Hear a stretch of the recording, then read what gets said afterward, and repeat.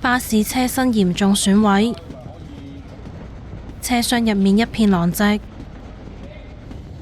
垃圾車擋風玻璃盡毀，車身變形停咗喺逆線上面。至於懷疑被撞嘅的士，車頭蓋被撞到掀起。星期六下晝近3點，葵涌葵盛圍298號對開，一架垃圾車懷疑失控，撞向一架巴士同埋的士。現場消息就話，巴士同埋的士當時沿葵盛圍上斜，垃圾車喺落斜轉左彎嗰陣失控越線，先後撞向兩架車。意外造成3名司機、8名巴士乘客同埋1名女途人受傷，分別送往仁濟醫院同埋瑪嘉烈醫院救治。九巴回覆我哋查詢就話，公司已經派員慰問傷者，警方正係調查車禍原因。